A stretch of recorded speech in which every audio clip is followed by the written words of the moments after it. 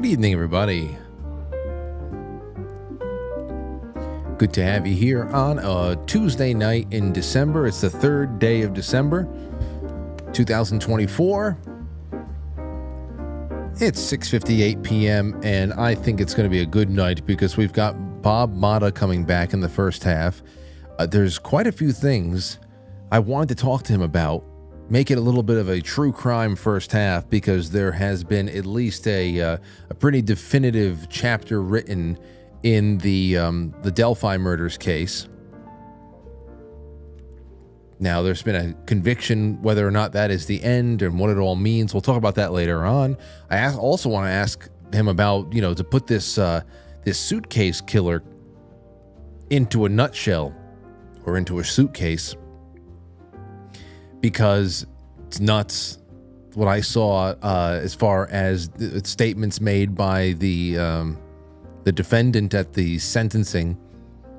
I got to know a little bit more about this now that has all wrapped. And then there's more I want to talk to him about because, there are some questions that I have. I like lobbing at people who come on the show who are really all interested in one thing more than others. People take health conscious approaches to what the 4 years may bring us, reform and criminal justice, which I think maybe Bob would have some ideas about. It doesn't matter. Everybody has their forte that they really, really are interested about. So that would be nice to throw that out there too. And in the second half, not only do we have time for calls, I'll just open the lines and see what comes through. But I want to talk about this South Korean Boogaloo that happened today. Well, at least in our time. But it's just because, they're in the future over there in South Korea. But it's just nutty because it happened so fast. There was martial law that was declared. It seemed like this president, he stated vague threats from North Korean sympathizing forces inside of parliament or whatever. And he says, martial law, I'm going to root out the bad actors. And then everybody's against him. Seems like he went out on a limb with no support whatsoever, and it's all over a couple hours later. It's very strange. Makes me wonder if he was really acting under his own accord or if he was under the influence of the witch problem that they have out there. So I also thought that if we had some time, that might be fun to revisit the South Korean witches. What was it? The 8 ladies? What the hell is it called again? The 8 goddesses.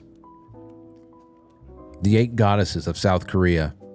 We published that on the blog on June 22nd, 2021. Oh man. What a time. What a time. But that goes back to 2016, which is really interesting because here we are 8 years later, 2 presidential cycles later. 2016, we had Donald Trump really just, take control the first time around. And now here it's just crazy that there's Korean nuttiness in 2024. Again, what the hell's all that about? So I love to hear all your theories, and then away we go. All right. Other than that, tomorrow night we're gonna have some special topics for the next couple of days. I just want to take a lot more time to hang out with you guys and gals, and there you have that. Also, just for those of you who are really intent on reading book club with us in 2025, let me see here. Hold on a second. Let me see here. I don't know if it's going to be a full series, but in January, we're going to be reading Fahrenheit 451 by Ray Bradbury. So that's the first book you got to get. If you want to get the first 3 books of the year, it's Fahrenheit 451, it's The Big Fisherman by Lloyd C. Douglas, and it is Adventures of Tom Sawyer by Mark Twain. I don't know if Jay Dyer is going to come on for the full Fahrenheit 451, but I think I'm going to be able to bring him in for at least 1 or 2 sessions because I just like doing those dystopian kind of books with him over the last couple of years. Has been a lot of fun. So we'll see what happens there, but as long as you get ready, that's all you need to know. Fahrenheit 451 is January's pick, Ray Bradbury. All right. So into the grab bag we go. And the first thing up is taken right out of the Quite Frankly newsletter for December 2024. And that is the Quite Frankly Advent Calendar. What the hell should you be doing today? Well, December 3rd says play some music from the Quite Frankly playlist. And maybe one or two sections underneath that in the newsletter, which if you haven't gotten the link for it, ask somebody in the chat room. It's in the description of yesterday's episode. It's posted on all the Quite Frankly official sites and social media accounts, and we will do some retweeting and resharing again soon because it's going to be relevant for the next couple of weeks. But not only did I make an autumn playlist, but I made a holiday playlist too. It's really good stuff. And we'll be building on that throughout the years, and we'll reshare them as the seasons change, as always. But you should definitely go and play I made it so that you can just play this in the background of a party or a gathering. There's enough jazz piano stuff in there. There's also some big loud stuff and fun stuff. But go ahead and I want a hippopotamus for Christmas. Come on now. You got to play that at a company Christmas party. So that's what's on the Advent calendar today. Go check it out. Here's another one for you from Yahoo. Trump says he'll attend the Notre Dame Cathedral reopening celebration in Paris this weekend. You remember that, ladies and gentlemen? President-elect Donald Trump will attend the reopening celebration for Notre Dame Cathedral in Paris this weekend, his first foreign trip since the election. The cathedral is set to reopen Saturday after more than 5 years of reconstruction following a devastating fire in 2019 that engulfed and nearly destroyed the soaring Paris landmark. The ceremonies being held Saturday and Sunday will be high security affairs with about 50 heads of state and government expected to attend. Trump announced that he will be among them in post on Truth Social site on Monday evening. And of course, Michelle Obama will probably be watching the ceremony from a nearby rooftop, scowling. I'm sure of it. Okay. Here's another one for you. I thought this was pretty interesting. It seems like Kash Patel might have a much better chance of getting in as director of the FBI than Matt Gaetz ever had of being attorney general. So here you go from Politico. GOP senators signal that they're open to Patel leading the FBI. Now, of course, he has to be questioned by these people first, and he's made a lot of big statements in the past about what needs to be done, and I'm sure he's going to have to rationalize that for a bunch of bootlicking, cock-nosed bastards like Susan Collins over here.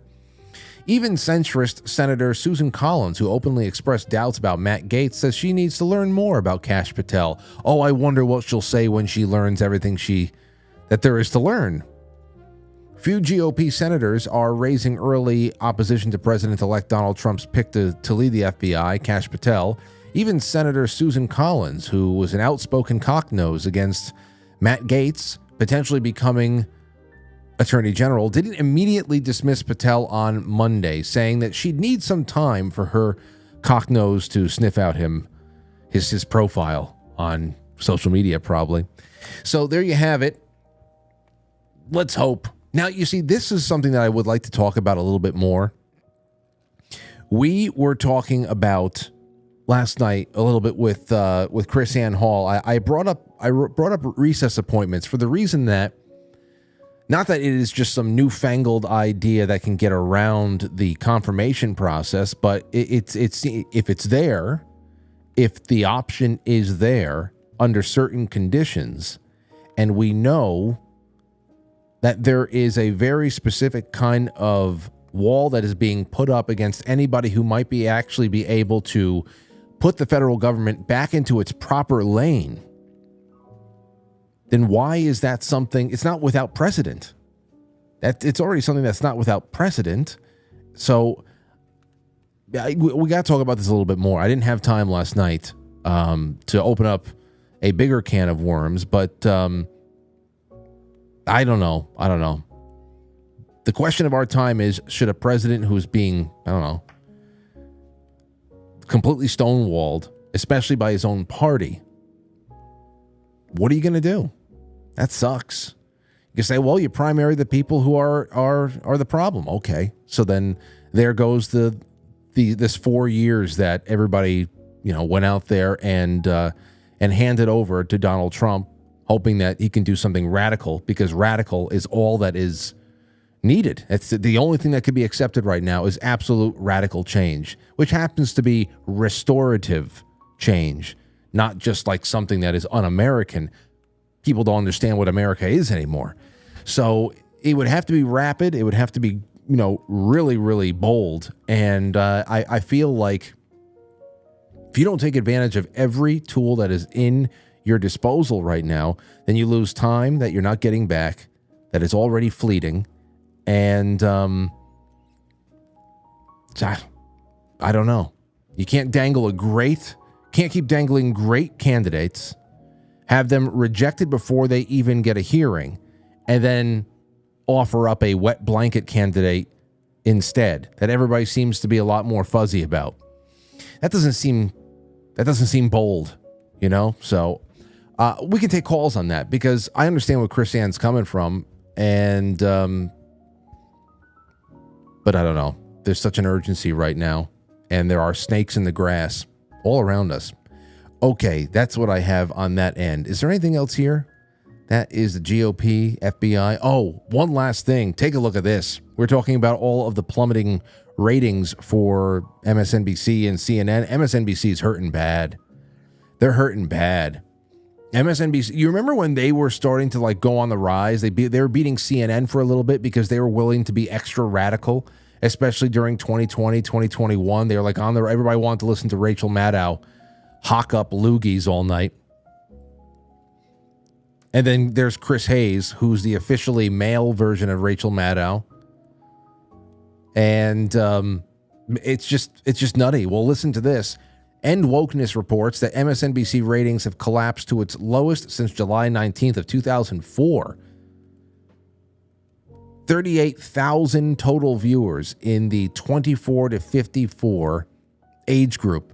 That is 30 years. That is 30 years. Okay? It's huge. What would it have been if they had expanded that out to 84? 24 to 84 age group. What would that have been? 42,000 total viewers? That's just sad. That's sad, but well-deserved. Well-deserved. Support your local broadcaster, ladies and gentlemen. If you found a nice place, well, quite frankly, please go ahead and become a sponsor. That's all I'll say. Okay, with that, it's 7:11. Let's get the show started, because Bob Motta is going to be joining us in a few minutes. And I cannot wait to see what he's got to say about all types of things. Should be a fun time tonight, slipping into the true crime in the first hour, and then you and I will go on a trip to South Korea and elsewhere in the second. Don't go anywhere. By the way, the definition of the word retard is to hinder or to hold someone back. I think your life is about to become retarded.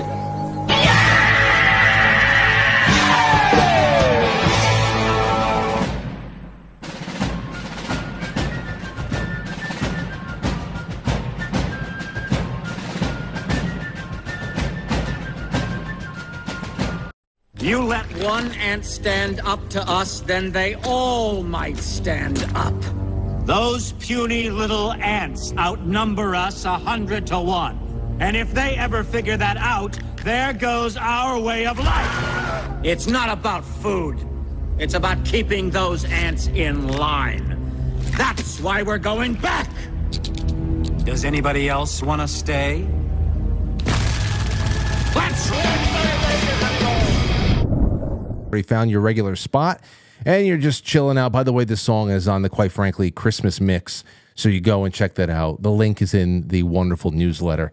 It cannot be missed. Mustn't be missed. I would also like to just make sure that you all realize that I was very serious yesterday about the wooden nickels. They are 100 are being made. They are about a day away from being delivered to me. And here's the deal. You become a monthly sponsor through quitefrankly.tv, Patreon, Subscribestar, any level, anywhere, whatever amount it is. You become a monthly sponsor. You're getting stickers. You're getting a Frankly coin. That's worth more than most crypto. when you consider that most are just novelties that translate to less than a penny. This is going to be this is going to be big one day. And not only that, you're getting a family Christmas card. I'm going to send you our Christmas card out there too. So you're going to get a Christmas card and everything else. So support us going into 2025. It's a big drive into 25, and I'd love to continue to be handily beating MSNBC all by myself over here alone in this room with your help, of course. Thank you so much. All right. So I was looking at this Delphi thing. Actually, I got an email, and I follow the work of people like our friends Jay and also Bob Motta, who's joining us right now. Let's just get right into it because it's a pretty big thing. A pretty big thing. Now, Bob is a criminal defense attorney, legal analyst, and he co-hosts a popular true crime podcast, The Defense Diaries, with his lovely, fiery wife, Allison. Bob joins us right now again tonight, both into old and new cases of the true crime world. How the hell are you doing, Bob? I'm awesome, Frank. How are you, brother? Oh, I'm doing all right. It's good to see you again. How has the Thanksgiving season and Halloween and everything treated you so far? It was phenomenal, man. We took a little road trip down to Arkansas for a little of the mom's side of the family, and had a great time. Saw my mom and my brother and his wife and my aunts and uncles. So that was nice, man. It was a good trip. Solid. How about you? Fantastic. Yeah, no, it's great to hear on your end, and on my end, I'm just soaking it all up. It always goes very, very fast these last 3 months of the year, but I think that's only because it's tend to have a good time with it, and I'm not wasting any time. That's for sure. So, no doubt. Yeah. And how can we not be curious about where we're all going to be able to go and things that we're going to achieve in 25 and beyond? So I'm just almost, I want to take these next 3 weeks and really just wring everything we can out of them. But I'm ready. I'm ready to start the new year, man. Me too, man. Me too. It's been, it's like the older you get, the faster it goes. It's like your parents used to tell you that when you were growing up. And, it's true. Like when I hit 50, dude, it's like every single year just like flies by. I frankly can't believe it's December. Like there's no part of me that could believe that, but it is, and it goes fast, man. Kids grow up fast and it all just flies by. I always, definitely 100%. Once you get into that adult territory and you start taking on a lot more responsibility, and you start you're due at work, and you're doing whatever you got to do to be able to get by and make your monthly nut and all that stuff. It's definitely an accelerant, no doubt about it. But there is no doubt in my mind, and I brought it up on the show before, the technology element. When you think about how every microsecond of the day is now filled by checking out a notification or reloading your inbox or something like that, man, it must accelerate things just 5 times more than naturally possible. Oh, dude, there's no question. I mean, just think about, like, if I wake up early, like if I pop up typically because of body clock at like 6:15 every day, no matter what time I go to bed, my body just wakes me up. And if I hit my Twitter, it's like, and if I'm not paying attention, it's like 8 o'clock. I know, like in the blink of an eye. And it's like, you don't realize how quickly the time's passing. And it's like that for every aspect of social media, and especially what we're doing, I mean, because it's so much a part of our business that, if we neglect it, we feel it, we feel it financially. So it's like, we really have to nurture it, even as much as we may not want to on certain days, just because it gets old looking at the screens, man. But we're very much screen guys, like we started our YouTube channel about a year ago and we just hit 35K. So I'm excited about that. But man, it's nonstop. Like there's no part of this that is not work. So, well, that means at 35,000 subscribers right there, you're already destroying MSNBC. You're already winning. It's you're not even edging them at this point. You're destroying them. God, you just made my whole week, dude. I'm happy. Anything to be positive about. Thank you. Yeah. Other than my, I just love checking in with you and your work every once in a while, but this I had to do because I got an email and I'm going to read it to you. Okay. Okay. So here's what came in about a week or so ago. Hi there, Frank. You should get Bob Motta from Defense Diaries on your show on again to discuss the Delphi trial. I cannot believe that they found Richard Allen guilty. I live about 20 miles from Delphi, and there is still a killer or killers out there running free while an innocent broken man is being railroaded.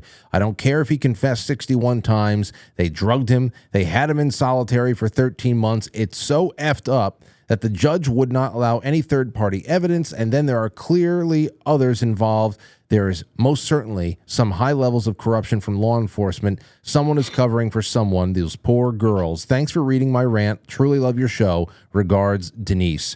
And I saw the headlines, but of course, there's a lot of people that are very invested in these cases that, in many ways, they are sensational in their own way, like they become spectacles. But others become landmark cases that are going to set precedent going forward. Right. So leaving it to you, because when we spoke, last time we spoke, it was Richard Allen's life was hanging in the balance, and he has since been convicted. So how much of that email do you resonate with, and what do you want to expand on? I mean, primarily the overall message, it resonates with me because I believe the same thing, other than I can believe that he was convicted. I kept saying it on my show. Look, man, I've been trying cases for a long time, and 61 confessions, and no matter what the circumstances were surrounding them, and that unspent casing that cycled through. And I think that we talked about that a little bit on our the last time I was on. But if you get somebody that's working for the state police lab that's coming in and saying it's that there's sufficient agreement between that round and his gun, and then you combine it with the fact that he said in some form or fashion, I did it. I don't know if it was actually 61 times. I actually attended the trial every single day of it, boots on the ground style, because she had tried that case, and she being the judge tried that case in the dark. I'm not a fan of that. I think that our Constitution dictates that, especially in a trial that has garnered that much attention, that trial should have been broadcast to the world so they could see what was going on with it. Mm-hmm. Because as a defense attorney, as I told you, every time that we've talked about it, it was the procedural process and the posture of that case that bothered me most. Something smelled about it. It wasn't how we've set this system up to work. I still think that we have the greatest system in the world, but I think that it's horribly flawed. Nonetheless, those aren't mutually exclusive things. So when we get to the, hold on, let me clear my throat. Sorry, man. Sorry. But when we get to this situation where, you've got that amount of confessions, and she has subtracted the ability from the defense to be able to put forth those third party culprits. It was lined up for a conviction. That was always my thing. It was like, whether he's guilty or not guilty, I wasn't there. I don't know if Richard Allen committed the crime. I've never been sitting here. He's innocent. I don't know. Based on the evidence that I saw in the probable cause affidavit, I thought it leaned innocent. You can look at some probable cause affidavits and think that they lean guilty, like Hewerman. We all think they got the right guy there, right? You look at that, you look at the evidence, seems like they got the right dude, right? There's, of course, a presumption of innocence, but notwithstanding that, you feel like they got the right dude. When I looked at that, based on me trying cases for 20 years and reading PCAs, probable cause affidavits for a living, I didn't get that feeling when I read the probable cause affidavit against Allen. I'm like, oh, well, they need more. This might be enough for an arrest warrant, but it's certainly not enough for beyond a reasonable doubt. Okay, so that's what I was going to say. Does that feeling, how's that relate to reasonable doubt? Well, early on, probable cause is a much, much lower standard, right, than beyond a reasonable doubt. So to get that warrant, they have to come with a lot less in terms of getting in front of that judge and saying, all right, Your Honor, this is what we have. And the judge will say, all right, well, I think it's enough for the arrest warrant, but that is never going to be enough unless it's powerful. I mean, that's what I'm saying. You can have an arrest warrant with like Brian Walsh where it's all circumstantial, but it seems pretty clear that he killed his wife, when you're reading through it, and you can feel pretty confident that they got the right guy. And then you can get one where it's iffy as to whether or not the arrest warrant should have been issued based on what they had. And then you're going to look at it and you're going to say, all right, man, they're going to need more. And that was this situation. And the other big factor in that is that they charged him initially with felony murder. And felony murder is different than straight up murder, because that means that they could just say, hey, we think that you're the guy that kidnapped the girls off the bridge. And as a result of that felony, the girls were killed. Whether it was by your hand or someone else's, it's a much easier case to prove, because you don't have to prove the actual murder. So if they could just get him to be bridge guy, meaning that that's the guy that everybody thinks that snatched the girls off the bridge, their job is done, at least in terms of the felony murder.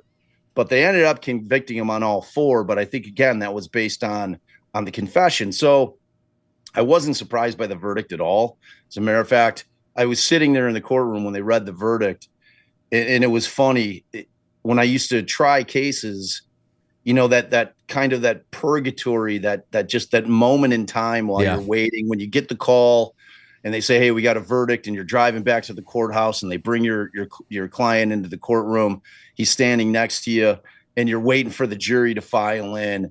And dude, like, your heart as an attorney defending the case is going a million miles an hour. So you can imagine what your client's heart is doing in that moment in time, because there's just nothing more intense than a verdict like that when your client's life is at stake or his liberty is at stake. It's a super intense situation. And I thought in that moment, I'm like, you know what? Like, it was when they read the guilty verdicts, I was like, that's when I realized I wasn't surprised. Like, I was so acclimated to hearing guilty from the defense side of it, because typically they get it right. Typically they get it right. Typically they have the evidence, and you're going in, if it's a case where, there's not really issues, but your client has demanded to go to trial, you go to trial. That's your client's choice. It's not our choice as lawyers. It's always it's a constitutional right. You have a right to a trial. So if they say, hey man, I don't care what evidence they have, we want to go, I'm going, let's go, you go. So then you just make sure that your client gets a fair trial, that that they understand their rights, that the cops did their job properly, and the prosecutor did their job properly as well. If you've done those four things, you've done your job. You can go back home, look in the mirror, be like, all right, I did a good job on this thing, despite the outcome, right? Because I mean, if they have the right guy, they have the right guy. So in this situation, man, it just, like, none of it felt like that to me. Like, none of it, like when these videos of this guy in this prison, and remember, in this country, you're presumed innocent. I know people like to say, hey, that's a legal standard. I only have to worry about that if I'm a juror. No, that's a mindset that we need to have in this country, because it's the foundation of our criminal justice system is beyond a reasonable doubt and the presumption of innocence. And those are, if you can't kind of wrap your mind around that concept, then you're living in your mind in a very different country than we want to live in. I mean, that presumption of innocence is everything. Like, you don't want to live in a country where we are presumed guilty, where you're having to go in and prove your innocence. It's like, that's not the country we formed, and it's not the country we want to live in. And you would find that out in short order if it turned out to be that way, even though in actuality, it often feels that way. As a defense attorney, I never walked into a court thinking that I didn't have to prove that my guy was innocent, whether it was by producing evidence or creating reasonable doubt, which is, kind of the fallback, right? Like, you don't want to have to lean into that if you can avoid it, if you can find other evidence, if you can dig it up. I mean, because the people that think that person's guilty, and if you come back with a beyond a reasonable doubt that they didn't meet their burden verdict, those people that thought he was guilty are still going to think he's guilty. That person's not going to truly be exonerated in the minds of the public that thought that person was guilty to begin with, which is exactly where Richard Allen lays. It's like the people that think that he did it and that the bridge guy, he's clearly the bridge guy, and he was out there. He admitted he was out there. The bullet matches the gun, all that stuff. You know, you're never going to convince them otherwise unless you can find the actual killers. So it's a frustrating case in a lot of ways. But when those videos of his confinement conditions in prison make it out to the world, and they will, us as Americans are going to be shocked, dude. Like they were no American. I don't care what they've done or are alleged to have done. We cannot start. That cannot become the norm where we are sticking people in prisons, cutting them off from everybody that matters to them for months, and then to the point where they break psychologically, and then you start involuntarily shooting up with Haldol until they start yapping. And you have no idea what they're being told or fed or screamed at for months at a time by guards and the other inmates, man. It's like, it was psychological torture. There was no ifs, ands, or buts about it. And now, how did all this come out? Because I read about at least a half a year of solitary, which is that's torture in itself. Yeah. And then, of course, I know that it came out in trial that Richard Allen was also like actively suffering through psychosis, so I mean, I know there's more red flags that I'm forgetting here, but again, you know, will people get video of that down the line? And is this really the end of his trial, or is there going to be a way to appeal? Oh yeah, there's always a way to appeal. And yeah, I mean, like the trial is just the beginning, really, of the process. Now he goes through direct appeal. If that fails, the direct appeal, then gets kicked up to the Supreme Court of Indiana. If that fails, then they bring it in on a habeas writ over in the federal courts.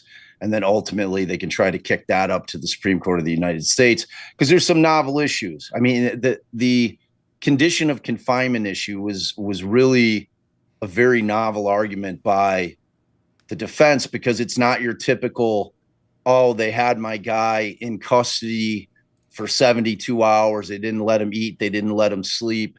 They had the light shining in his face. They were coming at him constantly. They were read techniquing the hell out of him. And, the guy caved, where that's a straight up interrogation where you can make the argument that whatever he said was involuntary. It was extracted out of him. This was a different form of interrogation. This was where they used the confinements of the condition, because like the confinement conditions were as such as that he was actually in solitary for 13 months. So the way it goes down, the way this thing happened, and I'm going to try to keep this brief because I know I can be very verbose. So, but when he gets arrested, within 3 days, without him being present and without him having an attorney, the state went in with a cop and said, hey, we think that somebody's going to try to kill Richard Allen. Now, there was no real threat, no actualized threat. No one had actually made a threat. This was a concept that, hey, this guy's alleged to have killed 2 girls. We think he's going to get killed in prison or in jail, so we got to put him somewhere safe. So they go in and have this safekeeping hearing in front of a judge, which gets signed without him present and without him having counsel. That's a violation of any of our due process rights have been violated. If it's any one of us and they go and have a substantive hearing like that without you being there, dude, it's a problem. So that happens, and that is what sends him immediately. Within days, he's sent, instead of the county jail, which is where pretrial detainees typically sit, like 99.9% of the time, he's sent to the worst of the worst Westville Penitentiary in Indiana. And he's sent to the most secure cell in the most secure pod in the most secure prison in Indiana. They then cut him off from all communication. So this is a guy who has no history, no background, never been in trouble with the law at any point. This is all brand new to him. So they then cut him off from communications with his wife in terms of being able to see her for, I think, about the first 5 weeks. So imagine getting ripped out of your life, thrown into solitary 23 hours a day, and your only lifeline has been cut off from you. So, and he went in with major depressive disorder and anxiety from childhood. Like, this guy suffered from it forever.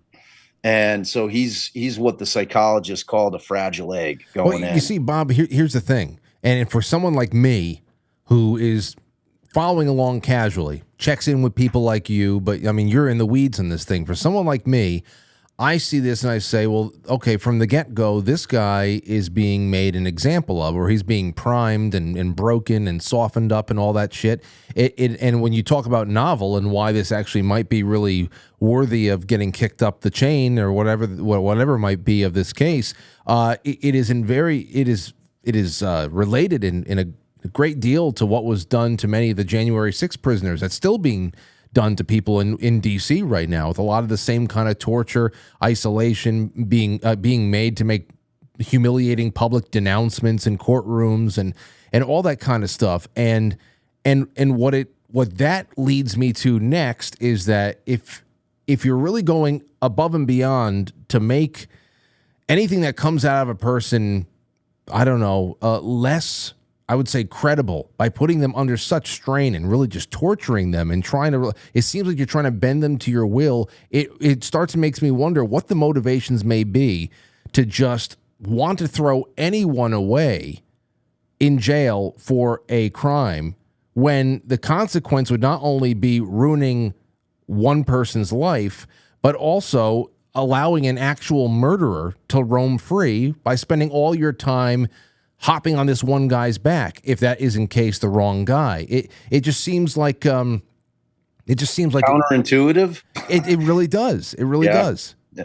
I dude, I agree. I could not agree more. And you know, the funny thing about that case is that for years, remember, they didn't make an arrest for 5 years on that case, and for years, everybody that mattered in terms of law enforcement on that case believed that it was multiple people that committed the crime because of the nature of the crime scene itself and because of what they would have construed as the difficulty to have control of two girls at the same time, to have only one person do it where there's no ligature marks on either of the girls. They were always of the mindset that this was more than one person. Now, does that mean in their minds that Richard Allen isn't one of those people? I mean, even after the arrest of Richard Allen, they said we're keeping the tip line open, right? Yeah. So, you know, I mean, you don't have to be a genius to figure out that they still think, and I think to this day, they still believe that there's more people involved. You know, I mean, he just became the fall guy conveniently when they unearthed the fact that he had gone and made a voluntary statement that he was at the bridge that day, a day after they found the girls. You know, I mean, it wasn't like they sniffed this guy out. Like, he went and said, yeah, I was out there, gave the time frame. And like we watched the way that it went down at trials. They showed both of his interrogations. The first was on October 13th of 2022, and then, which was about 45 minutes long, real low key read technique by two cops. And then the second one was 13 days later on the 26th, maybe it was the 28th. No, the 26th of October. One cop goes hardcore read technique on him. And read technique is just basically where, you know, like everyone who follows, you know, trials and, you know, the true crime world, you understand that cops are, per the Supreme Court of the United States, allowed to lie about what they have on you in order to try to get you to confess. And so they come in hard at him saying, hey, look, man, you know, this bullet's a match. We went and the feds got a voice analyst and we matched your voice and we know it's your voice on that video. So you're done. You're done. You know, and then they come at him with, you know, you're going to torture your wife and your daughter with this shit. You know, you're going to be too big of a, you know, a wimp, coward to move forward and just tell us what happened here. And you're going to torture them and they're going to have to go through all this. That's what you're going to do. And then in the meantime, they had been working his wife, Kathy, out in the hallway saying, we got your husband dead to rights. So they then send her in as a last ditch. So, and he held firm like that. You like when these come out, and this has all come out, it's been put into evidence. I can't see any reason why it would be sealed. We're all going to see the evidence that was in that case at some point. You're going to see these interrogations where this is just not a guy that you are going to believe committed this crime. I mean, he sniffed it right away. He's like, I feel like I'm here and you're making me a fall guy. He's like, and I'm not going to be anybody's fall guy. Like, he says it in the first 5 minutes of that first interview. He's like, look, I understand you all want to close this case. You know, like everybody does. Everybody, because he lived in the community. He's like, we all want to close the case, but I'm not going to be the fall guy on it. And dude, like when he doesn't cave, Oh, dude, it's unbelievable. It's messed up. And they knew at that point that the only way to break him was to get him into a prison and to just basically, because they knew they needed more. It's like I was saying, they never got any more evidence. It turned out to be exactly what I said was leaning innocent, which was the casing and him being at the bridge. That was it. That was all their evidence. That was it. No one identified him. None of the eyewitnesses that saw the bridge guy at the bridge that day said, "Hey man, that's the guy I saw." No one pointed at him in court, so there was no in-court ID. And it's just, ultimately they got these confessions, and that's what they got him on. So I'm not surprised by the conviction. Well, it's good to know that there's still going to be a little bit more, a lot more going on, and hopefully somewhere along the line there is, it's sad that now the fight is whether or not this guy can be able to, wiggle himself off the hook, because from even just a shallow view of this case, there are actual killers out there somewhere. Dude, I mean, that's the thing. We like, everybody knows, the families and the victims don't get real justice unless they have the right person. You said you were near Kathy. You said you were near his. Were you near his wife? Did you get to talk to his wife when you were there at the trial? Yeah. No, I was. She had watched my content over on my channel for 2 years, and like I wasn't saying he's innocent or guilty. I have no idea, and I said we have to wait till trial. I have to see what evidence they have. But the process was screwed. Like, this guy was getting railroaded. Like I said. You could be an innocent guy or a guilty guy and still be railroaded in this country. You know what I'm saying? Absolutely. It's like it doesn't matter. It's like once they set their sights on you and they see to it that they're going to convict you, it's a railroad job, whether you did it or you didn't do it. So, like, yeah, no, I was actually a guest of hers. I sat right next to her during the whole trial. She wanted me to kind of translate what was going on in there for her, which I was happy to do. Because she's a victim in it, much different, obviously, than the girls, but in terms of her life being exploded in the blink of an eye overnight, everything that she had built, her 35-year marriage, her family, her job, she lost everything like overnight as soon as her client became, or her husband came the alleged killer of 2 little girls. Man, it was over for her. So well, I mean, it's it again, one of those stories that have gripped, I would have to say, at least a couple of million people. I mean, this is really, really gobbled up big time. The Karen Reed situation, the more, here, getting away from this, because obviously this is a to be continued once again. I wanted to get into something else that's a little bit more conclusive and just out of control, because after we get to this, I have a couple more, maybe 2 general questions for you. But the Suitcase Killer, this is the case where the woman had convinced her boyfriend to climb into the suitcase. She zipped it up on him, and he eventually asphyxiated. Yeah, I remember that in the news. Okay, so I guess that's the nutshell. Can you give us? That's the nutshell. I mean, that was horrifying to me, because there were some clips of him in the suitcase pleading to be let out before obviously he just died. And she, horrifying. What as far as the motivations here, what was the basis of her defense? Because when I'm going to play this sentencing statement that she made or whatever, that is so detached from reality. She was obviously a real fucking sick cookie. I've never seen anything like it, dude. Sick. Like I've seen a lot of allocutions by defendants, man. I've never seen, and it's like, as a defense attorney, an appeal's coming. So you're trying to tell your client to shut the fuck up. Like, you can't say all this shit, but no one's telling Sarah Boone anything. Like, and just so you have background, she went through 8 lawyers, 8 appointed public defenders. She just kept firing one after another till the judge is like, you know what, ma'am, I'm done with your ass. I'm done giving you public defenders. You're going pro se. That's it. And then she drew up this famous flyer in prison and got it out to the internet, like asking for a lawyer. Do you want to take a case that'll gain you great notoriety? It was the craziest. Like, you could Google the Sarah Boone flyer, you'll see it. And she got a dude to bite on it. So ultimately going into it, her entire story was, I didn't think he was going to die. I was drunk. First, she denied being drunk. Then she admitted being drunk after she heard the videos that they found on her phone, which she forgot she had taken.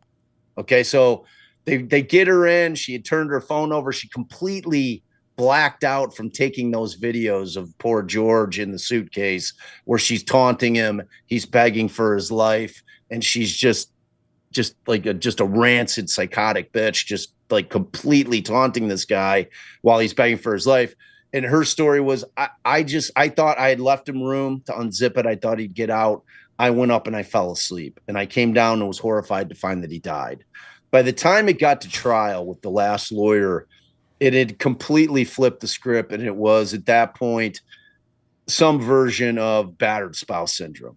So she was claiming that he had been so abusive to her for so long that she was afraid to take him out of the suitcase. For fear that if she let him out, that he would kill her. I gotta say something, Bob. I don't know. I don't know many abusive spouses, but I would have to imagine that anybody who is beating their wife is living that kind of life and running a household like that is ever going to allow themselves to be in a vulnerable position as to allow that person to zip them up into a suitcase.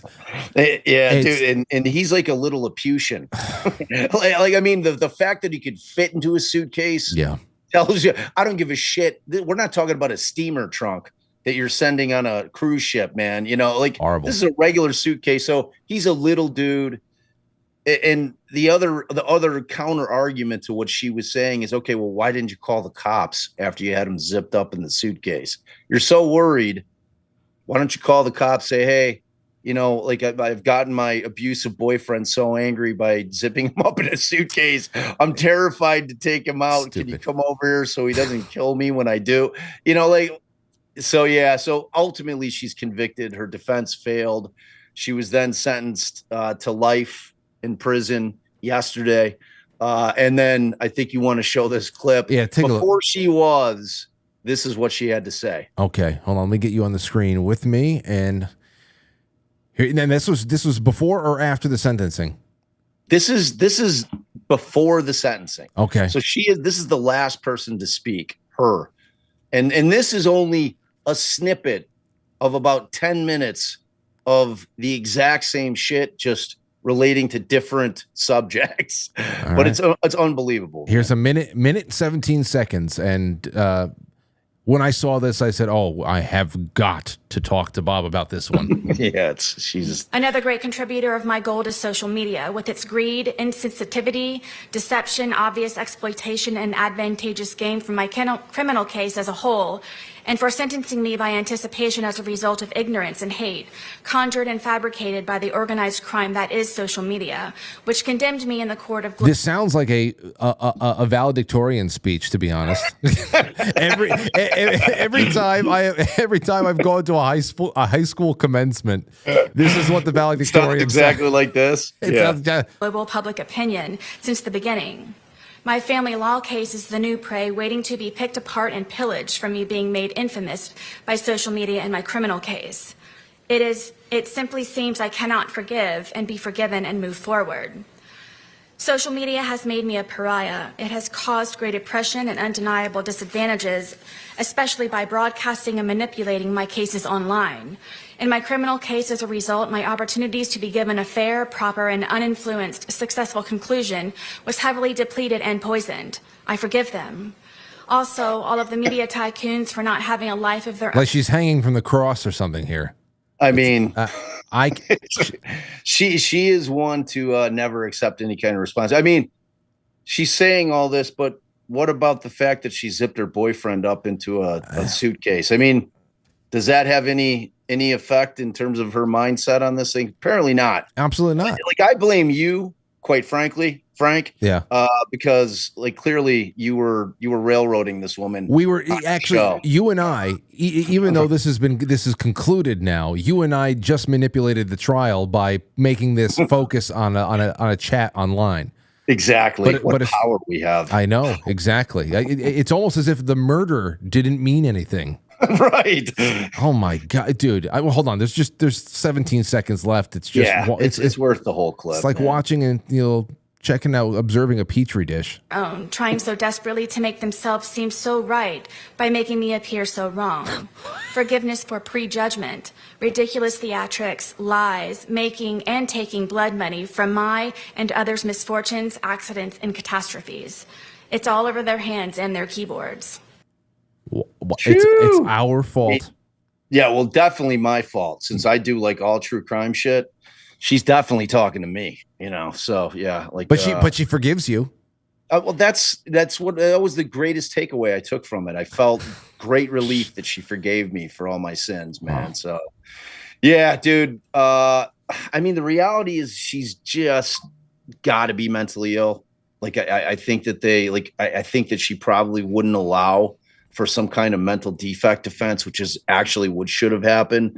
I think ultimately that thing will make it down the road, and somebody's going to do an ineffective assistance counsel claim for not having her psychologically evaluated to figure out what the fuck was going on with her. Yeah. She's batshit crazy, dude. Like, and this has been her the whole time.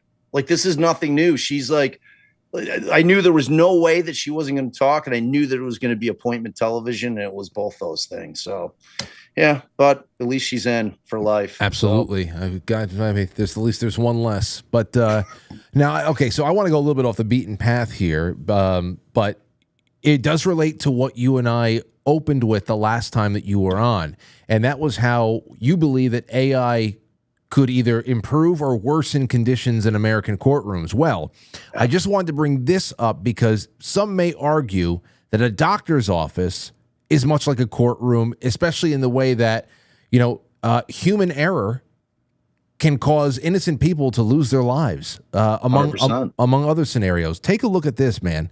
This is from the... I read this, dude.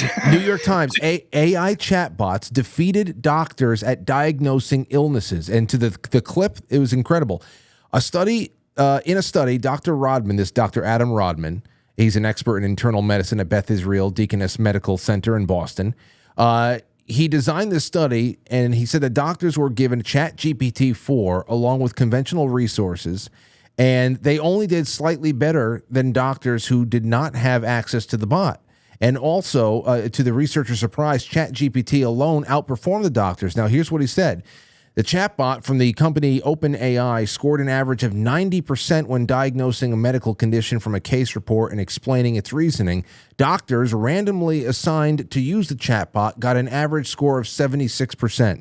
Those randomly assigned not to use it had an average score of 74%. Now, I mean, what the hell does that say? Dude, look.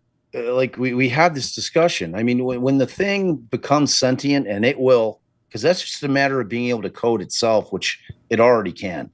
The best part, the best takeaway was what the doctors in that article were saying. Oh, we were shocked. Wait, you were shocked that a robot who is able to assimilate all the information and can gather instantaneously and collate it with one another in ways that our mind can't even can't even put together. Like, you're surprised that that's smarter than you. So, I mean, it's coming, dude. It's coming. And it's ultimately, I think we talked about it last time. I mean, is AI probably going to come up with a cure for cancer? Probably. Is it probably going to come up with a cure for Parkinson's? Probably. Like, every major malady and horrible disease that we have, AI will probably, there are certainly massive utilitarian aspects to it that are going to change the world. But the counter side of it is we are going to be superfluous. There's going to be no point for us. We're going to be moving meat bags that are bringing nothing to the table, because it'll be like us to the apes, or like we like apes. They're cute, but they can't function with us because they're just not smart enough. It's going to be the equivalent. And like, people that don't kind of like understand that concept really need to dig into the AI thing a little more. Like, I'm just saying, when the open letter from the 1600 tech giants came out, and there was one dude who's like, you know what, I'm gonna hold off on that because I don't think 6 months putting like a brick on it for 6 months is enough. He's like, so this guy, like the next month, wrote his own letter to Time Magazine, and in that letter, he was unequivocal. He's like, if we don't, it's not a 6 month thing. And this guy was like the godfather of AI. He sits on like the board of like the whole like oversight committee of AI. He's like, if we don't stop it, we're all gonna die. Like, just Google the AI open letter in Time, and you're gonna see it. I was like sitting there like horrified. Like, this isn't like some dude like on a Netflix, alien investigation show. This is a guy who's in the industry who's unequivocally saying, if we don't stop it, we're going to die. Like, we're just, and he gives all kinds of examples of how. So, yeah, I mean, it's, I'm worried about it, Frank. You're the first person I thought of, because, we're talking about how in some parts of the world, AI is already presiding over courtrooms. And you and I were discussing whether or not this was going to remove some, really nagging biases, and also, procedural things that are ignored, and a lot of stuff that we're talking about with Delphi. It's like, what could have gone different for Richard Allen if AI was running that courtroom? Or, and most people, I think most people who are, pro-human would say, well, what about just a person with a lot more integrity as the judge, or, better prosecutor. Right. So I understand that whenever I see this, at first it's breathtaking, because you wonder, is the quality of our doctors just getting worse? Nah. Or same as it ever was, dude. Same as it ever was. It's just the technology is just skyrocketing. Yeah, it's just like do you think every doctor is like a genius surgeon? I mean, most of them like slide through medical school. Like, my client Anthony Garcia had made it through medical school at the University of Utah, and he was certified as a surgeon in Illinois, and like, he's now convicted of quadruple homicide and is now currently awaiting the death penalty. And this guy was a licensed surgeon in the state of Illinois. They actually changed the licensing laws in Illinois because of our client, because it was basically the same agency that was handing a license. And I'm not talking about your medical degree, and the ability to practice medicine. I'm talking about getting licensed in the state. It was the same people that were licensing, hairdressers, auto shops, like just regular people, folks out there doing regular shit. And, they realized, maybe we should be a little more stringent with doctors that are like literally cutting people open and, have the ability to end people's lives in a matter of moments. So, yeah, man, I mean, it's coming, dude. It's coming. Just keep your eyes open. Oh, I know. Eyes open. I know. I mean, dude, we could do this show with both of our voices perfectly cloned and our images perfectly captured and a script written, all AI. All AI. Scary. It's like, dude, like, our shit's in peril. Everything's in peril because, and that technology is here. Everybody thinks that Chat GPT is so cute, and oh man, it gives me all the answers all the way. And now it's incorporated into all of our devices. It's coming, and there's no stopping it. Oh, we saw it. We saw that that was starting about 15, 20 years ago, even with Hollywood too. Now, I know that AI from a screenwriting standpoint is already causing a lot of issues for people. But there's also the idea of image and likeness. And once they realize that they not only can de-age people, but they can just clone actors and bring them back from the grave. That's happening. It's been. I mean, there estates of very, very prominent actors and actresses have already handed over and signed over the rights to keep them acting in movies well beyond the time that they're gone. So that's all part of it there. And me personally, again, I'm not anti-technology. Technology is what's allowing you and I to sit here and do a show without getting syndicated by Westwood One. But other than that, it's one of those things where I would love for doctors to be able to have the best of diagnostic and analytical technology to assist them, but it just seems like the doctor is going to be deplatformed very quickly, and they're not going to be in control of much. They're just going to be in some cases, especially to the least talented doctors out there, the ones who might end up on death row one day, they're going to just be a numbers puncher, or they'll have their certification, but the AI, especially when it comes to surgeons. I mean, would you rather have a robotic, precise, fail-safe machine operating on you that is never going to screw up, that's never going to accidentally leave a sponge in you? Or, would you rather have a fallible human that drank too many bourbons the night before and is feeling a little bit under the weather? Yeah. So, hey, I got a dip. Is okay. that all right? I got another date, man. I'm sorry. Oh, man. Okay. Well, you know what? That's fine. We got through almost everything, but it's been great having you on again, Bob. I love coming on, Frank, and I think we're doing something early January too. We're getting a little bit away from the true crime. I think we're going to do some weird shit. So yes. I look forward to that. I want to know the creepiest cases you ever worked on. And now that I know that you have a client on death row, I'm definitely going to want to know if you've ever been there for an execution. So awesome, man. All right. I'll talk to you in a little bit. Have a good, that's Bob Motta of the Defense Diaries. Find him on YouTube and everywhere else, Twitter. And thanks for everything, man. Always, dude. Thanks, Frank. All right. Take care. Later. There you go, ladies and gents. All right. So it's 8:00 on the nose. Let's get back to you guys and gals. We'll see what you're thinking. We'll get to your super chats. Quite frankly, superchat.com. There's the Rumble rants.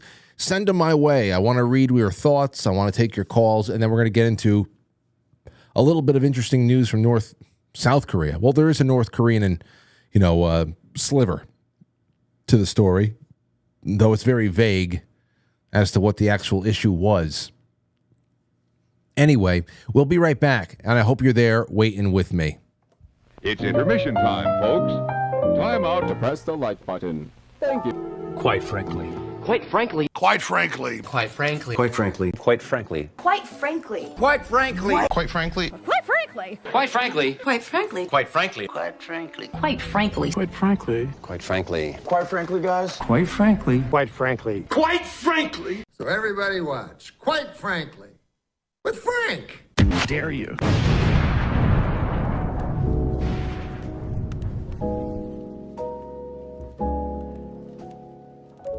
Yes. Merry Christmas, everybody. Good talk. Good talk. I had one more question because you're talking about an AI courtroom and I wanted to know what he had to think, what he had to think, what he's hoping for going into 2025. What could be really good judicial reform? Just across the board, maybe in just the culture. It doesn't have to be federal. It can be just anything he sees popping up in courtrooms across the country. Bad precedent set that he'd like to see reversed. But then again, he'll be on again with us before the inauguration. I think I have him down for like January 9th or something like that to do some creepy cases. I didn't want to do too much creepy stuff in December. It's too much of a joyous anticipatory time. Aurora and I got to we started the day today watching Little Drummer Boy. And I'm going to be writing something on the Little Drummer Boy soon. And I can't wait to share it with you all. I don't know what we can turn it into. But it was such a good time with Aurora this morning. You ever see the old claymation Little Drummer Boy? Well, that'll be on After Hours at some point soon. By the way, After Hours today, when this show ends at 9 o'clock, Brian McClanahan, New York Secession. That'll be about the secessionist movement in New York, I'm sure. That had Aaron Burr in the middle of it all. They stopped talking about the secession movement once he got into that little shootout and killed Alexander Hamilton. That kind of went away after that. But as far as secession, the question being a legitimate one in American history, yes. It was actually more of a northern tradition than anything, to be honest. Jason Burmis is after that. Will Trump take us into a total technopoly? And then John Denver and the Muppets, A Christmas Together, 1979. That's tonight. And then an Art Bell kicker, Art Bell with Michio Kaku, Science Talk. Nice, cozy stuff after the show. So if you're watching on QuiteFrankly.tv, you don't have to go anywhere. That's what's happening. A little bit more on this case, and I'm going to get into your super chats. Listen to this from the New York Times. Case history, case failure. The experiment involved 50 doctors, a mix of residents and attending physicians recruited through a large American hospital system, and was published last month in the journal JAMA Network Open. The test subjects were given 6 case histories and were graded on their ability to suggest diagnoses and explain why they favored or ruled them out. Their grades also include getting the final diagnosis right. The graders were medical experts who saw only the participants' answers without knowing whether they were from a doctor with ChatGPT, a doctor without it, or from ChatGPT by itself. The case histories used in the study were based on real patients and are part of a set of 105 cases that has been used by researchers since 1990s. The cases intentionally have never been published so that medical students and others could be tested on them without any foreknowledge. That also meant that ChatGPT could not have been trained on them either. But to illustrate what the study involved, the investigators published one of the 6 cases the doctors were testing on, along with answers to the test questions on that case from a doctor who scored high and from one whose score was low. The test involved a 76-year-old patient with severe pain in his low back, buttocks, and calves when he walked. That sounded like me a couple of weeks ago. The pain started a few days after he had been treated with balloon angioplasty to widen a coronary artery. Oh, that's not me, thank God. Oh, he had been treated with the blood thinner heparin for 48 hours after the procedure. The man complained that he felt feverish and tired. His cardiologist had done lab studies that indicated a new onset of anemia and a buildup of nitrogen and other kidney waste products in his blood. The man had bypass surgery for heart disease a decade earlier. The case vignette continued to include details of the man's physical exam and then provided his lab test results. The correct diagnosis was cholesterol embolism, a condition in which shards of cholesterol break off from plaque in arteries and block blood vessels. I was going to say it's a clot. See? There I go. There I go being right again. Participants were asked for 3 possible diagnoses with supporting evidence for each. They were also asked to provide for each possible diagnosis findings that do not support it or that were expected but not present. Participants were also asked to provide a final diagnosis, and then they were to name up to 3 additional steps that they would take in their diagnostic process. Like the diagnosis for the published one, the diagnosis for the other 5 in the study were not easy to figure out, but neither were they so rare as to almost be unheard of. Yet, the doctors on average did worse than the chatbot. What the researchers asked was going on. The answers seemed to hinge on questions on how doctors settle on diagnosis and how they could use a tool like artificial intelligence. So I guess that's the question for you, or the question that needs to be answered. How a tool can be used and integrated into a practice, or, is how long until the entire practice is really just being run by the AI?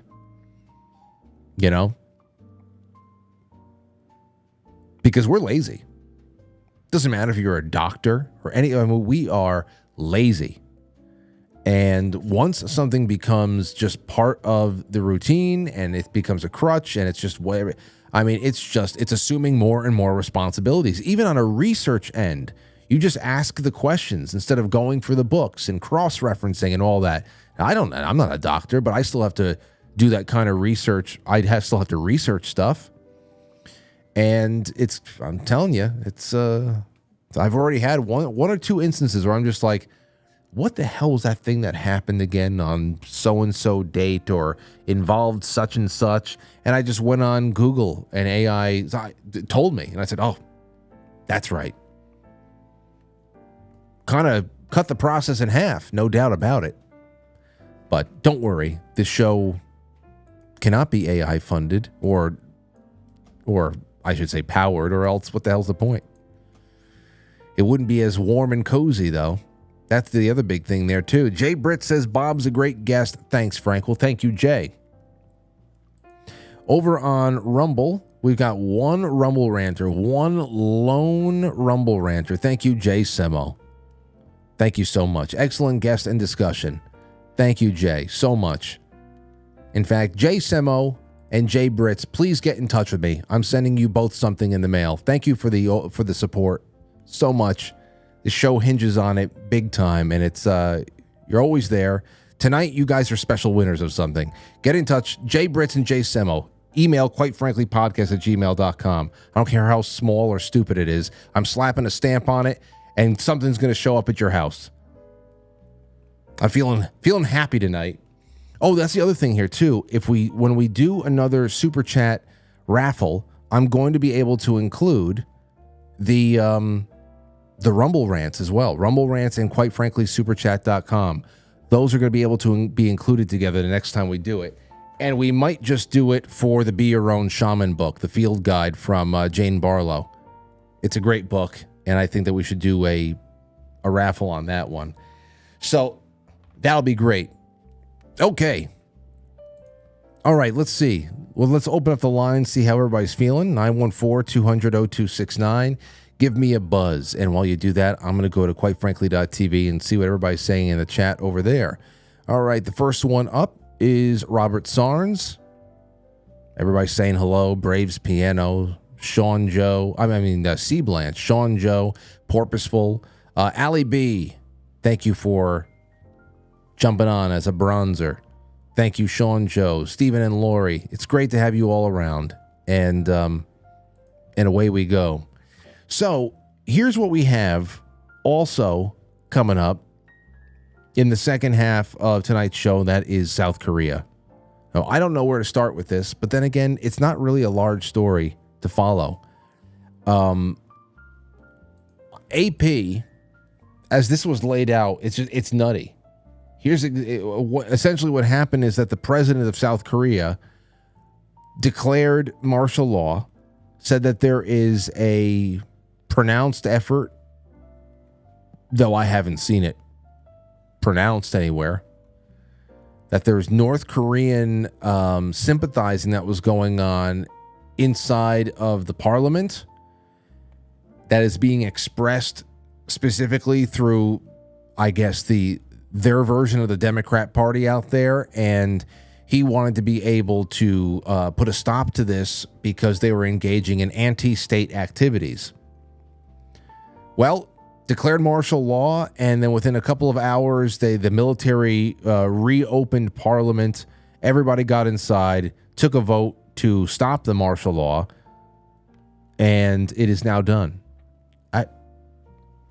And this guy seems like he's just really went out on a limb all by himself. We'll get to that in a second. 515, you're on the air. Welcome to the show. Hey, Frank. Hey, who's this? This is Kurt. Welcome, from Kurt. West Des Moines. Hey, Kurt. How you doing? I'm doing good. How are you? Can't complain. So what's on your mind? Well, I'm glad you brought up the Shaman book again. Okay. I bought that book after I watched Jane the other night. And, wow, that's incredible. And my story is I retired within the last year and had some built-up inflammation. And the turmeric that my functional medicine doctor put me on really did the trick. And I'm a big believer in that type of medicine. It's amazing.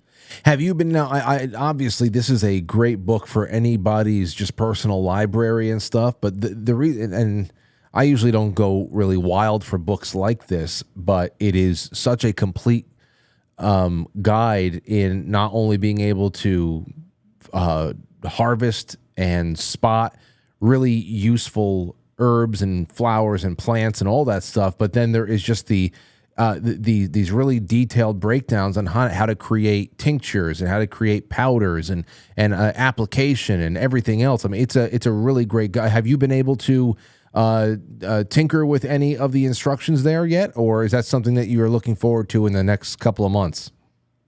Yeah, I'm looking forward to it, especially next spring. We have a farm out in Madison County, and I want to look for some of those plants out on the farm and just really see what's out there that might impact the health of our family.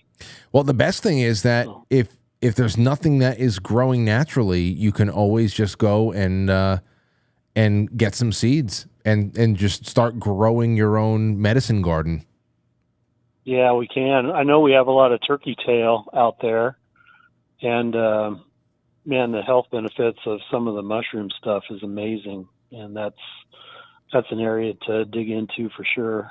Oh yeah, no, I big time, because you want to know something, especially when it came to the psychedelics. I even had an email sent to me. I had an email sent over to me that would have been perfect for the endurance talk that we had with Matt Dawson, and it was from this guy Guido that watches the show, George, and he was talking about how essentially he was able to do incredible physical things on, I believe, psilocybin. And I want to talk about this in a big way. It'd be great to have a number of guests on with that, and I want to do a psychedelics night. Well, I'm also, as we speak, puffing on a diesel cigar, so that helps too, you know. Well, there you go. Fantastic. Well, I'm happy. It sounds like you're having a very relaxing night over there. Very, very relaxing.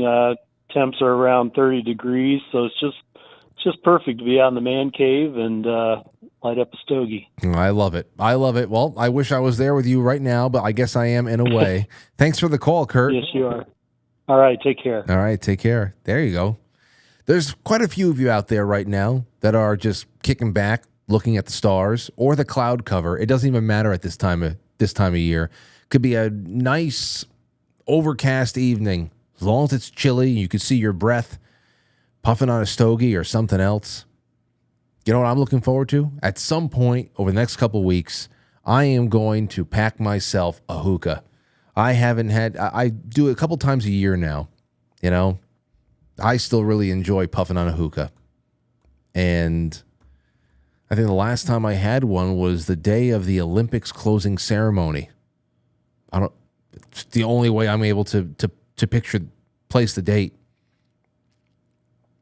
I can almost see it was a Sunday night. The family was over, and we were going to watch one of those Hallmark films. By the way, we just watched Hot Frosty. Anybody else see Hot Frosty? They took this girl. What the hell's her name? She's very popular in all the Hallmark films, and she's doing one with Netflix. I think Craig Robinson is on it and all that stuff. When Netflix goes and tries to do like a Hallmark style film, they always get a little bit too raunchy with it. It kind of breaks up the sanctimoniousness and the seriousness of Hallmark. It's like unironic, which is what makes it funny. You know, they get a little bit too raunchy with it, which whatever. Said okay, but still, it was hilarious.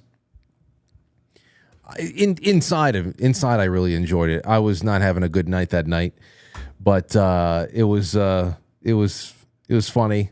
And what was the one that we watched before that? It was a Lindsay Lohan one. Oh my gosh, there's some really good stuff. I wish I could make some recommendations to you guys, but unless you're in the room with us and you can be a part of the massacre that happens when we watch these movies, it might just be you sitting in a room watching Hallmark, and you'll be asking yourself, why the hell am I doing this? Why am I watching Hallmark movies? Because Frank asked me to. So it's, I got to find a way to bring you guys into it. Maybe that's another something I can do for sponsors. Perhaps I can fire up my laptop. We can do a private stream for sponsors on Sunday nights, and I will just mic up the room. And I'll tell you, everybody, which movie to DVR ahead of time. Maybe we can do that. And you can just listen to the ridiculousness that happens in the room. I'm writing this down. I was thinking of a way that I can bring you guys in for that kind of fun on a Sunday night. That sounds actually feasible. Maybe I'll do that. I'll develop that a little bit more. Anyway, give me a call, 914-200-0269. Actually, let's get into this South Korea thing a little bit more before we run out of time, and then I have to change the title of the show again. Here it is. From AP. The president of South Korea early Wednesday lifted the martial law he imposed on the country hours earlier, bending to political pressure after a tense night in which troops surrounded parliament and lawmakers voted to reject military rule, which sounds ridiculous, doesn't it? You know, it's like it's martial law. You're suspending all normal constitutional order, parliamentary order. Then again, I don't know what the hell the situation is out there in Korea. So I don't know how parliament can get together and say, no. And it all goes back. It's like, don't you know how martial law works? You have been marginalized. But I guess not. President Yoon Suk Yeol, who appeared likely to be impeached over his actions, imposed martial law late Tuesday out of frustration with the opposition, vowing to eliminate anti-state forces as he struggles against opponents who control parliament and that he accuses of sympathizing with communist North Koreans. Police and military personnel were seen leaving the grounds of parliament following bipartisan vote to overrule the president. And the declaration was formally lifted around 4:30 a.m. during a cabinet meeting. I saw the vote count was 190-0. Now, I don't know if there were any members of parliament that were abstaining from the vote or whatever, but there was no vocal opposition to this. Okay? To that vote. Nothing that I saw. 190-0 is pretty unanimous. So it made me wonder, like, what the hell was this guy doing? What was he doing? Parliament acted swiftly after martial law was imposed, with National Assembly Speaker Woo Yeon-sik declaring that the law was invalid and that lawmakers would protect democracy with the people. In all, martial law was in effect for about 6 hours. The president's surprising move harkened back to an era of authoritarian leaders that the country had not seen since the 1980s, and it was immediately denounced by the opposition and the leader of Yoon's own Conservative Party.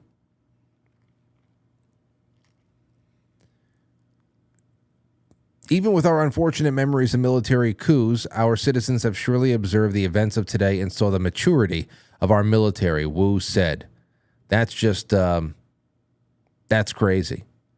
Now, at the end of this long AP article, there is this. South Korea has a robust history of political pluralism and is no stranger to mass protests and swift impeachments. Slavny, this is, who's this? Natalia Slavny said, she's a research an analyst, citing the examples of former President Park Geun-hye, the country's first female president who was ousted from office and imprisoned for bribery and other crimes in 2017. Of course, the other crimes, which if you click that link to see what they were, say nothing of the fact that there was a cult exposed for controlling much of the government. And that story has gone, I'm talking real. Let's get back to it. It's 8:24. It's our show. Let's just do this here. June 22nd, 2021. This was a story that needed to be retold, so we did it. By John Carroll, The 8 Goddesses of South Korea. Imagine a reporter at a White House press conference asking Joe Biden, will you comment on the conspiracy theories about you being a puppet who's controlled by Satanists? And imagine Biden responding, yes, that's true. I'm deeply sorry, and I hope the American people can forgive me. That's basically what happened in South Korea in late October 2016. As most of the world's attention was focused on Trump versus Clinton, an anonymous South Korean summarized the unfolding horror show. Let me see if I can get this. Up on the screen here. Hold on. Got to make it a little bit bigger because it's so small. Of course, it's Korean. Hold on. Here you go. All right. It says I'm Korean. Since 2 to 3 years ago, there was ancient aliens tier rumor that President Park is indoctrinated and being controlled by a handful of secret society called the Eight Goddesses, and they're ruling Korea from behind. Everyone laughed at this crude joke rumor. And suddenly, a week ago, this is in 2016, a whistleblower confirmed this shit was real. The 8 powerful Korean billionaire women formed secret society and ruled Korea from behind the veil. Whistleblower stole a PC, a personal computer, and tablets from them, opened to the media, confirmed that they did it all. They made decisions from Park's texts of speeches, reforming taxes by their own, maintaining national treasury, deciding every diplomatic move from toe to toe, or from head to toe, I guess, but they say toe to toe, assigning secretaries and ministers by their own. Only one member of the 8 goddesses' identity was confirmed. It's former psychic woman named Choi Soon-sil. According to the leak, she indoctrinated President Park since age of 23, a handler. Yes, a psychic woman whose member of the secret society indoctrinated the president. I ain't joking. Everyone didn't believe this anime plot tier batshit insane absurd news. Seriously though, who is going to believe this? And then suddenly, President Park made a news conference yesterday. She confirmed this leak is real and asked for forgiveness. Everyone panics. People start to get their shit together, gathering information about that. After digging, it's confirmed that shitloads of men are in jail right now for leaking the truth about the 8 goddesses. Politicians who are in jail right now mentioned Choi and 8 goddesses right before they went to jail. People found photos that Choi escorting a Park since she was in her early 20s. Digging around, found U.S. ambassador report documents as well. It says Choi Tae-min is fully in control of Park's body and soul. Choi Soon-sil's whereabouts is a mystery. She's somewhere in Germany.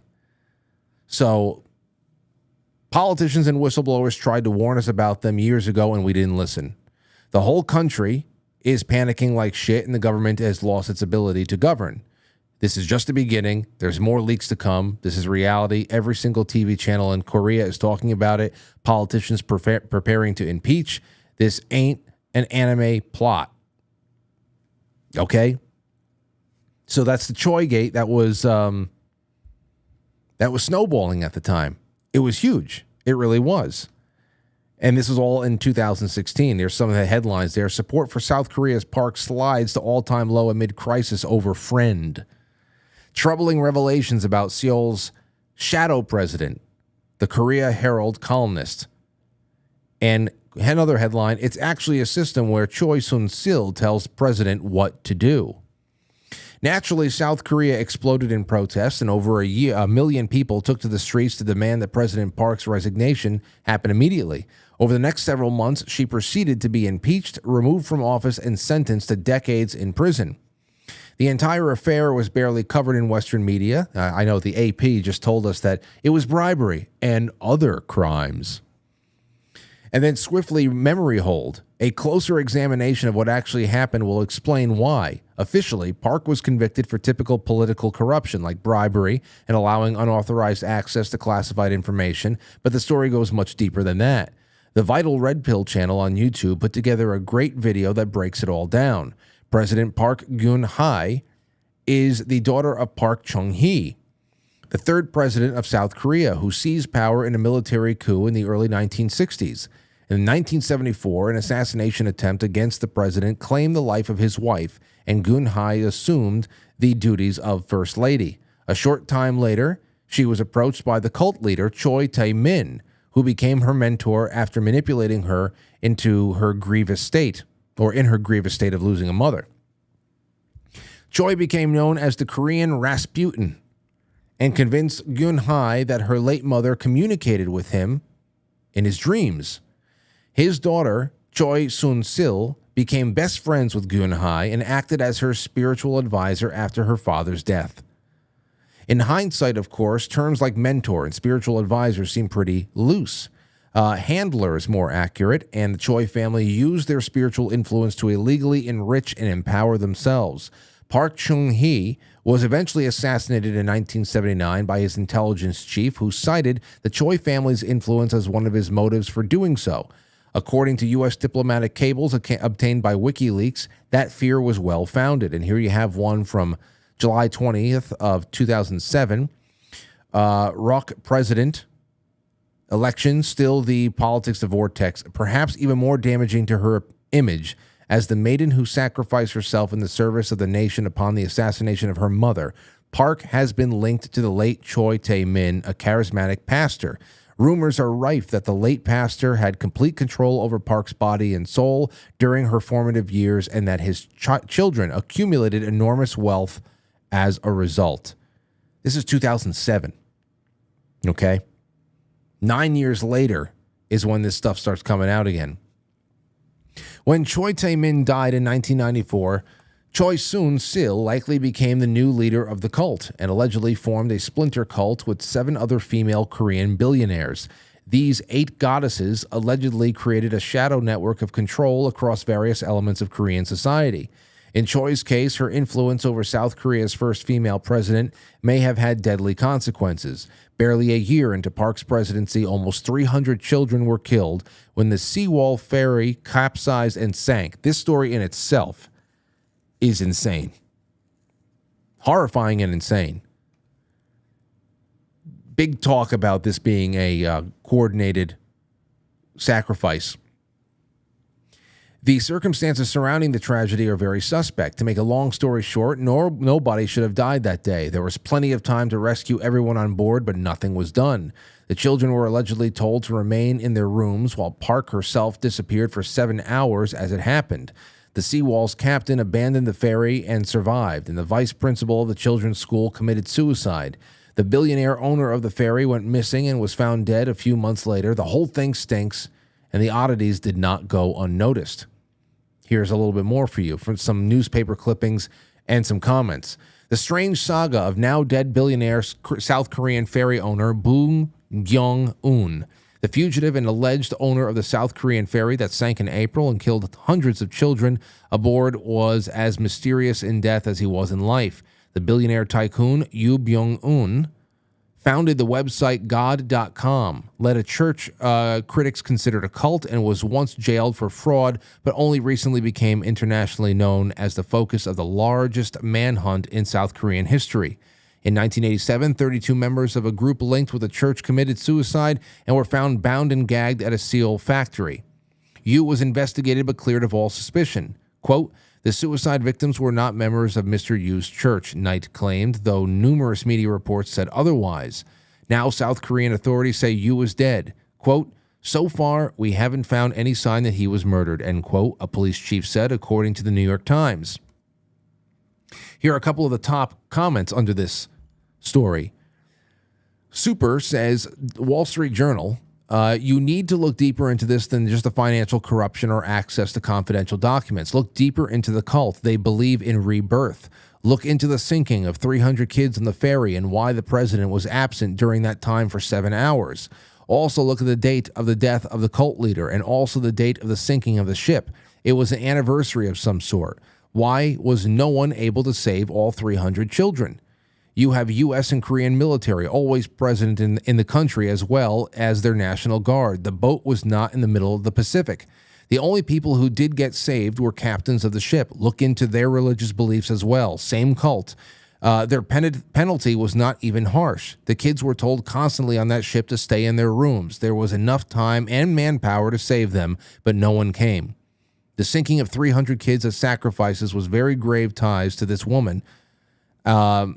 And then here's another one. I just watched a video about a cult theory regarding the Seawall ferry tragedy, and now that they highlighted some parts of the speech, like reborn and noble sacrifice, yes, that was part of the public addresses, using words and phrases like that, reborn, noble sacrifice. I'm speechless. I think I'm starting to believe that they sacrifice a lot of people to resurrect someone from the past or something like that. OMG. John Carroll continues, if there's any truth to those suspicions, such an unabashed operation could have only been fueled by immense hubris. It was ultimately that hubris that finally brought an end to Choi's treachery.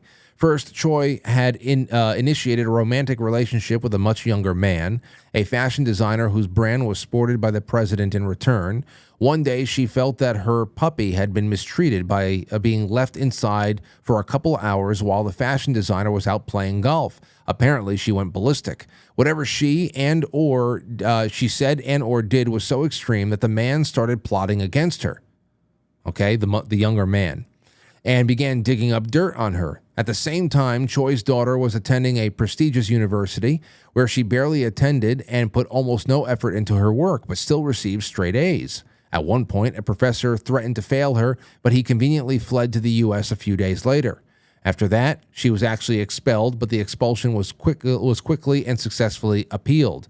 Enraged, her fellow students and their parents began a mass protest which forced the dean of the school to resign. Choi and her daughter then flew to Germany to wait for the situation to die down. It was at that moment the young fashion designer came into possession of a tablet that contained smoking gun evidence of Choi's influence over the president, and he made that information public. There was enough of a free press in South Korea that the story spread like wildfire, with her handler out of the country and unable to command her what to say.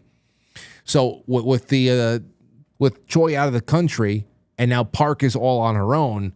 Park just spilled the beans at a press conference where, this was a few days later. She confirmed the information in the leak was true and offered an apology.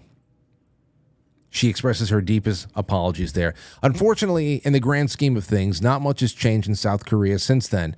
The nation still seems to be suffering from pervasive occult influence, especially in the culture and media. Of course, if the 8 goddesses do exist, 7 of them are still on the loose.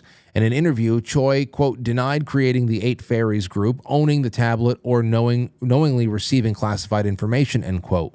The Korean word used translates to both goddesses and fairies, so there you have that. Her latter 2 claims were proven to be lies, but officially the truth of the cult members remains, and probably carefully protected, mystery. The alleged 7 other goddesses remain unidentified, though the small pool of eligible candidates makes speculation rather straightforward. They are all said to be South Korean citizens and are either billionaires themselves or have billionaire husbands. So, there's a lot that has been put out there on there. And here's the last concluding thoughts. On the bright side, what happened in South Korea was unprecedented in the post-9/11 age. It was an actual happening, as they say. The story may have had a short shelf life, but the media had no choice but to confirm that a cult had taken control of the president of a major industrial nation. Even NBC News had to admit the truth, only for their own Savannah Guthrie to later scream at President Trump like a crazed lunatic that such cults don't really exist. The closest thing Americans can point to in comparison was Pizzagate, which, to be fair, was still glorious, although it was quickly spun down in scope and refocused.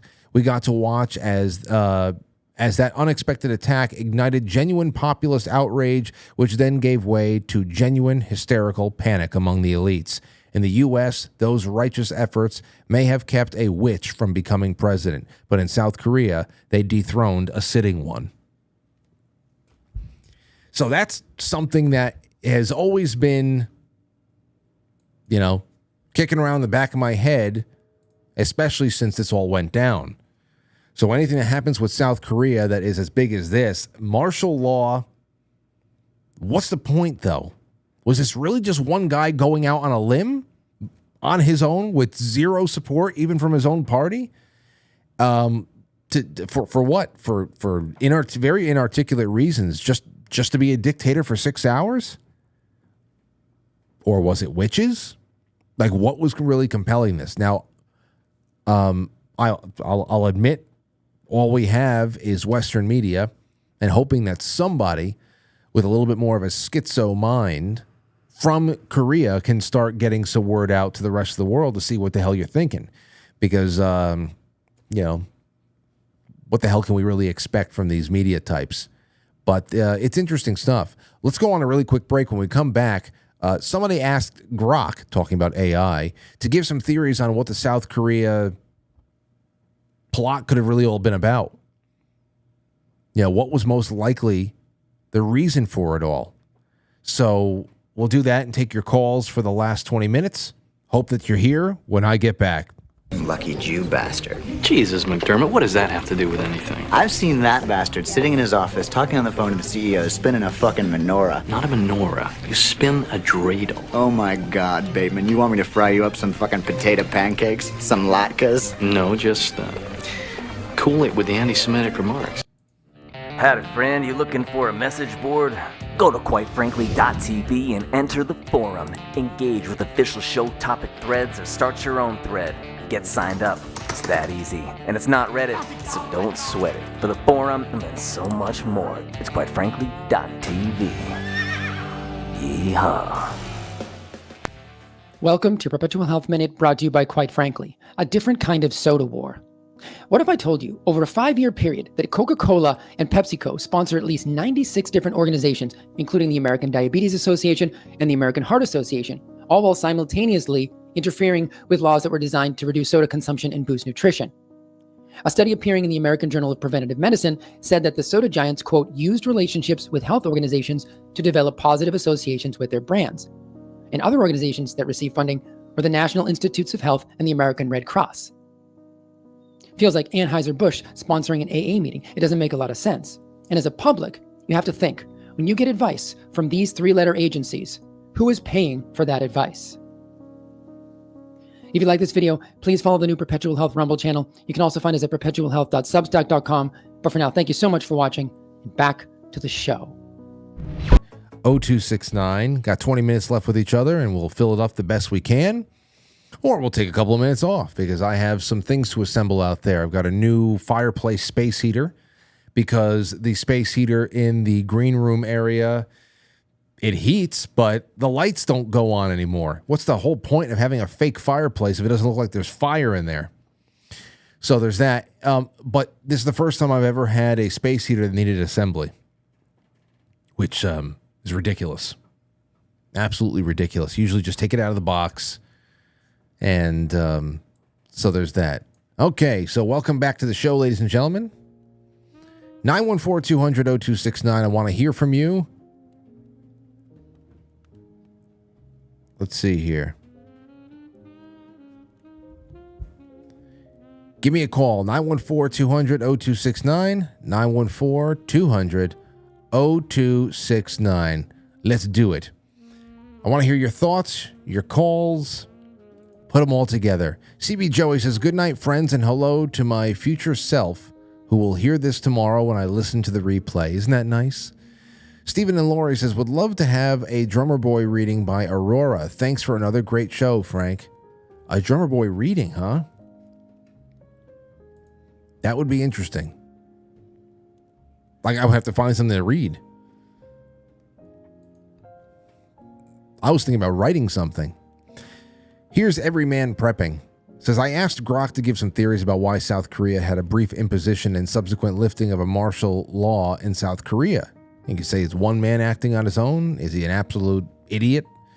Is he being compelled by something else? Is it sacrificial in some way? It's just the fact that he had no support is really interesting to me. Because you would think that maybe it was just factional and the smaller faction lost or whatever, but it just seems like he was all alone. They figured it could be the pretext for greater control. Well, that's interesting. Information warfare. The declaration might have been part of an information operation, either internally to sow confusion among political adversaries or externally to send a message to North Korea or other nations about South Korea's readiness for strong measures when needed. What was the strong measure? And then coup attempt foreshadowing. These are some of the theories that were generated by AI. This might have been a precursor or a probe for a more serious attempt at a coup or authoritarian shift in governance, testing the loyalty of military and civilian institutions and the response of the public and international community. Very well could be. Very well could be. There's also something trending in true crime since we're talking about this. O.J. Simpson confession audio was allegedly found amid alien hoax. What is this? I don't know. So there's news about an O.J. Simpson confession video that is floating around out there. I don't know about it's been validated or not, but let's take a call. 303, you're on the air. Go right ahead. Hey, Frank, this is Josh. Josh. And I was calling in about the Korea Yes, story. by all means. I thought it was interesting that it was 190 to 0 the vote. And it seems kind of like they're trying to bolster democracy. Democracy can take down a dictator type of, storyline. Yeah, I don't know what I don't know how their parliament is set up. If it's like bicameral or something like that. If a 190 to 0 is literally every member of their parliament, or if there was a large amount of people who just abstained from voting, they didn't vote it down, but they're just like, I want nothing to do with this. But obviously, it's unanimous. So that in itself was such a strong repudiation, but a repudiation of what? One strange overreaction by one man. It's odd. So that's why I'm collecting theories tonight. Yeah, and I like theorizing too. It's just that was the first one that came to mind. Was wow, this really seems to make democracy seem like the good guys that can take down the dictator. Absolutely. Hey, thanks if that's for the show. I'll get back to listening, but that was all I had. Hey, well, call in more often, Josh, because that's the best part about all this stuff is getting the calls. And yeah, that would be one hell of a message shot across from the other side of the world to a supposed democracy in crisis, because of course the martial law was imposed on what Western media, and it's probably just the way it is, but they're not going to give up any kind of an opportunity to be able to really push the symbolism there that there is a conservative president who is going after their opponents, likening them to communists and imposing martial law. And then all of those so-called Democrats in Korea got together along with patriotic members of the Conservative Party who didn't like the president either, and linked arms and unanimously BTFO'd him. It's a good point. That imagery is, that's one story that could be told. 914-200-0269. Very strange night. Very strange, thing going on here. 321, you're on the air. Go ahead. Hi, Frank. It's Patrick. Hi, Patrick. Hi, I'm calling from your green room. Oh yeah, it's pretty dark. It's pretty dark in here, brother. No, it's not. It's glowing. Hey, about South Korea, that's just a deep state cesspool. Always has been. Same with Taiwan. Same with Ukraine. It's all getting cleared out. Oh, so you think that this is a positive step toward purifying the government over there in Korea? Yes, sir. I'm always that positive bent. I really am. You have to be. So then what's the deal? If this was meant to really shake up the system over there, it seems like only one guy is going to be flushed out. Well, at least the word's out. Okay. Well, that's one nation heard from. Thank you, Patrick. At least the word is out. Don't you dare impose martial law ever again, because we will unanimously, within 6 hours, put you back in your place.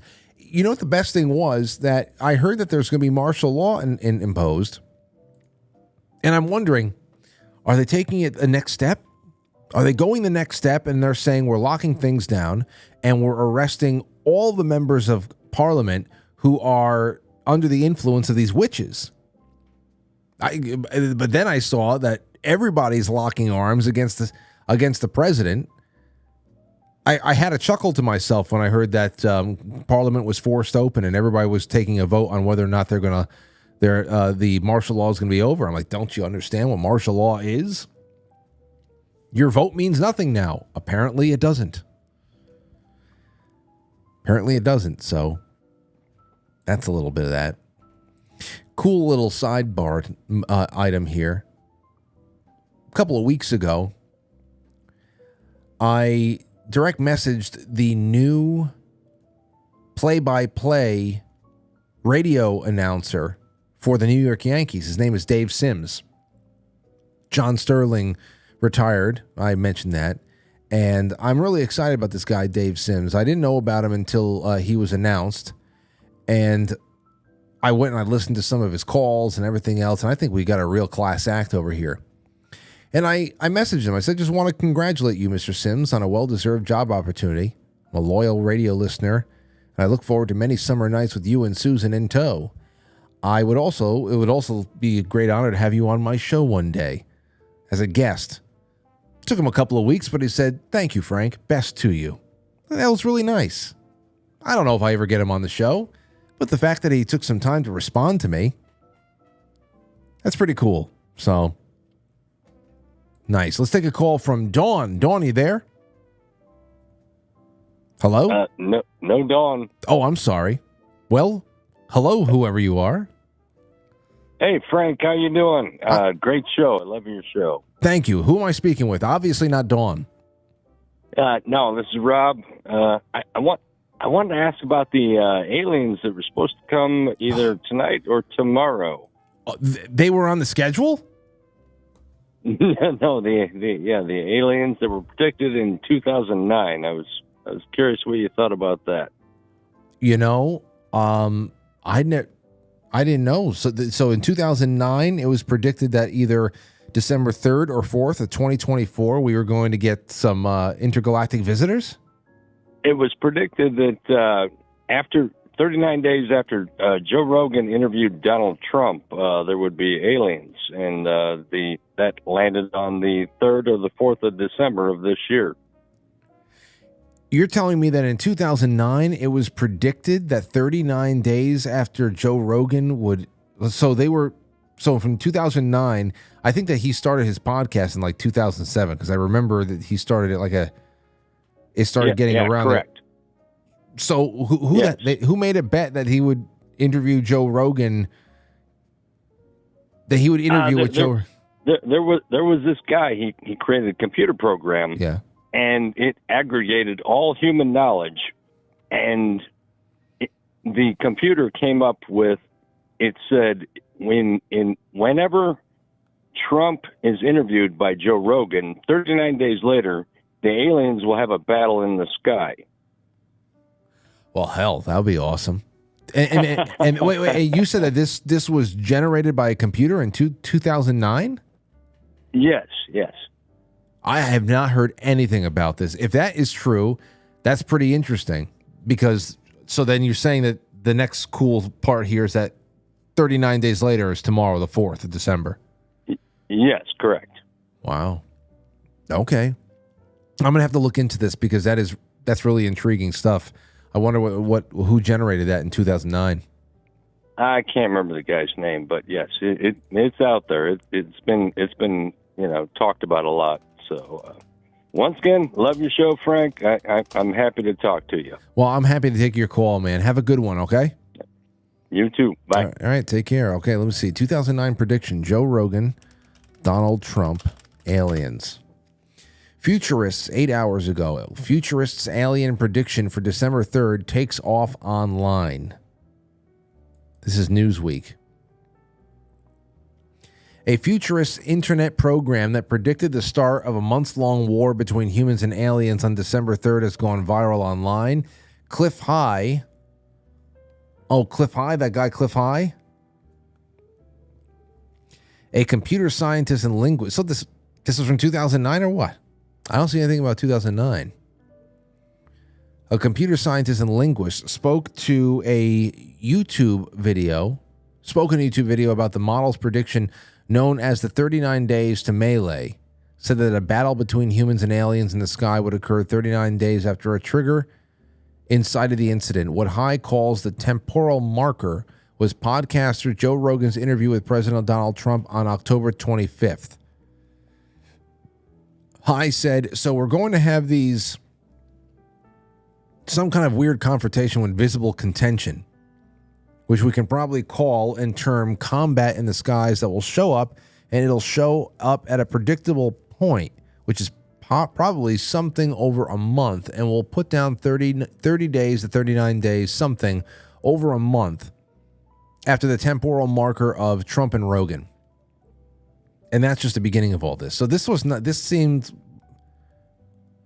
Wait, High created the computer program in 1997. Oh, wait. The descriptors his model tracked in 2009 indicated the visible contention would be UFOs fighting other UFOs or UFOs fighting jets. High predicted that on December 3rd, visible contention between humans and aliens would begin, eventually ending in melee after an unspecified period. So that was in 2009? The descriptors his model tracked in 2009 indicated this is not being tied together very smoothly. His prediction model, the WebBot, is a computer program that allows individuals to predict future events by tracking keywords on the internet. It sounds like some Bible code stuff. It monitors internet chatter, including articles, blogs, forums, and more. According to The Telegraph, High created a computer program in 1997 with his partner George Uri, I don't know, but said he developed his theory regarding a war between humans and aliens in 2009. The prediction has since gone viral on YouTube and X, with many voicing their thoughts on his theory in anticipation of a war in the skies. High's YouTube video prediction has 110,000 views. Well, I've got to say, hold on.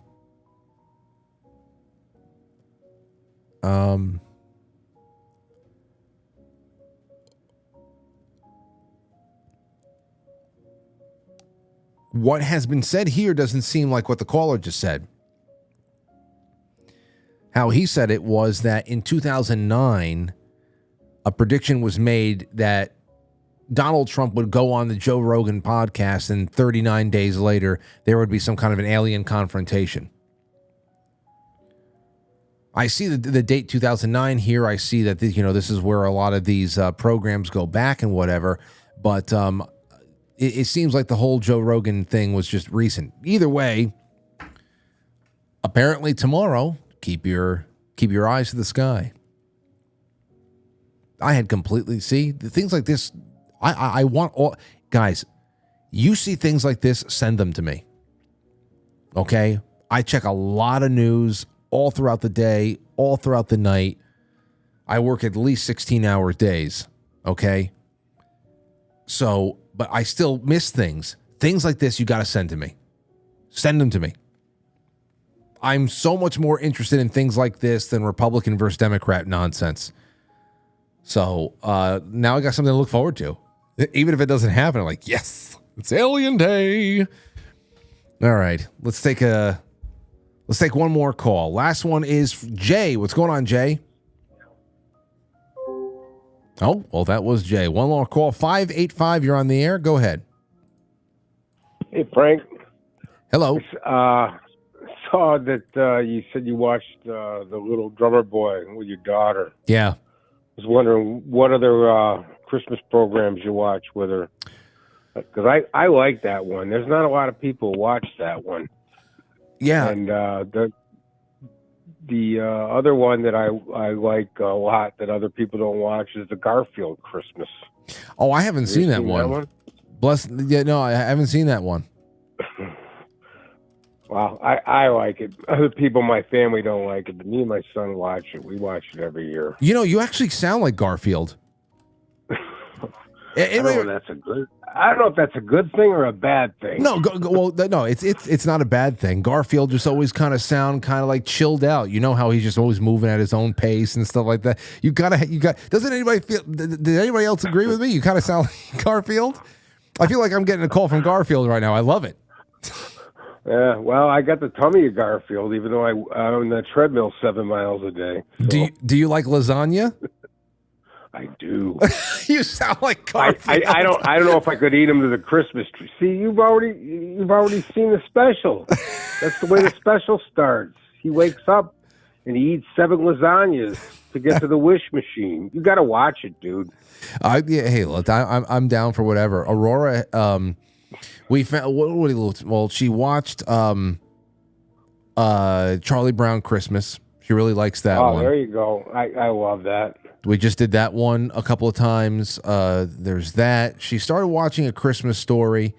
Because I felt like this year I can really start showing her some stuff. There's Charlie Brown Christmas. What about Rudolph? Oh, she's been watching Rudolph and The Grinch and A Year Without a Santa Claus and so many things for so long. She was watching that on repeat when she was like 2 and 3 around this time of year. She just loved it. But The Little Drummer Boy, and she loves the song The Little Drummer Boy, and she asks questions about it. And I really been falling in love with that song more and more between that and Oh Holy Night. I spent a lot of time talking to her about The Little Drummer Boy because she had so many questions about it, and I really appreciated the questions because it's and now she's she's repeating things back to me that I don't know, it's just adorable. And anyway, how old is she now? She just turned 4. Turned 4, yeah. I got a grandbaby who's 6 and another one who's 4. So yeah. Yeah. It's a fun time. Well, that's good to hear from you. I hope you call in again. All right, Frank. Have a good one. I wish there was a way I can store your call because then, I know who's calling. And I'm from Rochester, New York, by the way. I live in miserable New York State like you do. I've been up in Rochester. I've been near there. It's probably, how cold is it again over there right now? It's in the 30s. I tried to walk outside. I walked all the way through November outside, but when the wind chill starts, it's like, yep, I'm on the treadmill now. It's like I'm not walking in that crap. I know.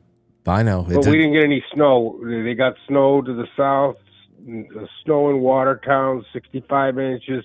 We got a trace of snow. So my motto this time of year is every day it doesn't snow is a good day. I can imagine.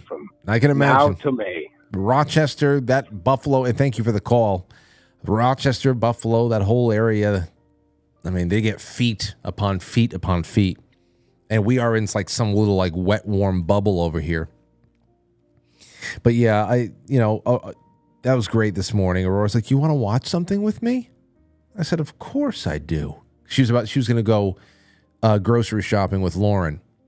And she looks up at me. She goes, you want to watch something with me? I said, of course. I don't want to do anything else. Come on, let's get on the couch. So let's see what's here. The Little Drummer Boy. She goes, because for the last 2 years, well, actually last year, I showed her the last 5 minutes of The Little Drummer Boy when Baba, the lamb, gets run over by the Roman chariot. And, the story of Aaron, the drummer boy, he's, hates people, doesn't like all people, feels betrayed by the world because his parents were everything, his life was completely, his parents killed, his home burned, and now he was on his own. It's just drumming. And it's a wonderful ending, and we'll end the show with that last 5 minutes one of these nights. YouTube censors be damned, whatever. And she always loved it. And it ends with the with one of the Beatitudes, and it's always it's beautiful right there at the scene of the Nativity. And I just love the lyrics of that song, and it's so humbling, because she asks, why, what's going on, and why the drums and all that. I said, well, that's because you hear what he said, I'm a poor boy too. I don't have much to give you, but I can give you what I have, and that's my drumming. I can get whatever I have, I'm going to give. And she talks to me about that every time it comes on. And she's like, tries to explain it to me now. I said, you're getting it. You're really getting it. And those movies are really awesome because, you get the Santa Clauses coming to towns and all that stuff. And that's fun. You got to give those to kids because they have a good time with it. But man, the ones that really hammer home, oh God, I don't know when I'm going to show her Nestor. I can't, I don't think I'd be able to watch Nestor, the long-eared Christmas donkey right now. I don't think so. I think that I can't. I don't know. She might have to wait a couple of years. If she cried her eyes out watching E.T., oh my gosh, who knows? Who knows? Nestor. Ears, Nestor, kill me right now. put a dagger through my heart and twist. Anyway, I'll see you guys tomorrow. It was a wonderful evening with you, and I'm always loving it. Tomorrow we're going to have more time together. I'll pick up some topics for you to call in on. I want to hear more of your calls. We'll give some stuff away, and thank you. Ladies and gentlemen, all I can say is that if you enjoy the show, become a sponsor of the show. A little goes a long way, and when I tell you that everything I've been able to do, from upgrading critical systems to redecorating, everything, I have been able to do it, and I have been able to continue to reinvest in the show with just about 1% of the audience sponsoring. And it's $5. It's $5, $7.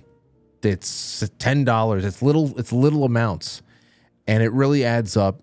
And I have such grand ideas as to where we can take this, all centered and anchored around the 7 o'clock show. But I want to just create more, and I want to bring more people on board, and I'd like to be able to employ people, and I'd like to pay the people who are already on with me more. And there's so much more to do. It's really been exciting so far. That newsletter is really the tip of the iceberg. In and out of this studio, there's so many things to be done. So thank you so much for all the support, for those of you out there who are already sponsors, and I invite more and more of you on, because 2025 and beyond is going to be really great. We've weathered so much of the storm, and now finally we're about to catch a nice wave, so let's take it. All right? So tomorrow, I'll see you at 7 o'clock, and until then, stay cozy, my friends. Remember, on quitefrankly.tv right now, which is another thing we've been able to pick up again. Thank you so much to John Carroll, who's engineering tonight, and who also curated tonight's programming. Brian McClanahan, the New York Secession Movement. You should know this history. Jason Burmis, John Denver and the Muppets, and then Late Night with Art Bell and Michio Kaku. That's all on quitefrankly.tv. As soon as the edits end rolling over here, I'll see you over there. Have a wonderful, wonderful evening. I'll catch you on the flip side.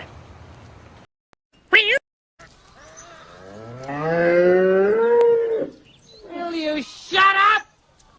No.